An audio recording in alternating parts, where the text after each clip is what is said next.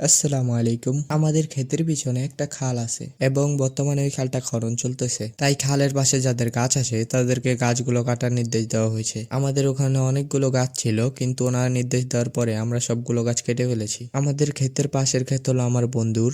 ওদের গাছগুলো অনেক বড় বড়, তাই কাটতে অনেক সময় লাগবে। তাই ওরা শুধুমাত্র ডালগুলো কাটতেছে। গাছগুলো যেহেতু বড়, তাই ওরা সিদ্ধান্ত নেয় যে ওই গাছগুলো বেকু দিয়ে ফালিয়ে দিবে। ওরা যদি এভাবে কাটতে যায় তাহলে ওদের অনেক সময় লাগবে, কিন্তু বেকু অনেক ধারে চলে আসতেছিল, তাই ওরা এভাবে কাটা কখনোই সম্ভব না। যেহেতু আমার কাটা শেষ, তাই আমি ওদের সাথে কিছুক্ষণ ডাল কেটে সাহায্য করলাম। যেহেতু গ্রামে জমি জমা নিয়ে অনেক বেশি ঝামেলা হয়, তাই আমাদের গুলো নিয়ে যাতে ঝামেলা না হয়, তাই আমরা একটা কাজ করলাম। খালের পাশেই হলো আমাদের জমির দুইটা ফিলার। যখন এখানে বেকু আসবে তখন এই দুইটা ফিলার ভেঙে ফেলবে, এবং তখন কার জমি কতটুকু ওটা চিহ্নিত করতে একটু কষ্ট হবে, তাই এটা নিয়ে ঝামেলা হতে পারে। তাই আমরা আগে থেকে ওই জমির ফিলার গুলো সামনে এনে পুঁতে রাখলাম, যাতে পরে আমাদের জমি নিয়ে ঝামেলা না হয়। এবং আমার বন্ধুর যেই জায়গাটা বললাম বেকু যাওয়ার পর, ওই জায়গাটাতেও ঝামেলা হয়েছিল। আমার শর্ট ভিডিওতে তোমরা দেখছিলা যে আমি সারটার অনেক কিছু দেওয়ার পরে খেতে ভুট্টা রুইছিলাম, এবং ভুট্টাগুলো অনেক সুন্দর করে জ্বালাইছিল, কিন্তু গাছ কাটার ফলে আমাদের ক্ষেতের পিছনের সাইডের ভুট্টাগুলো মরে গেছে, এবং ওখানে যেই গাছগুলো বেঁচে ছিল ওই গাছগুলো পুরো ভেঙে চুরে গেছে।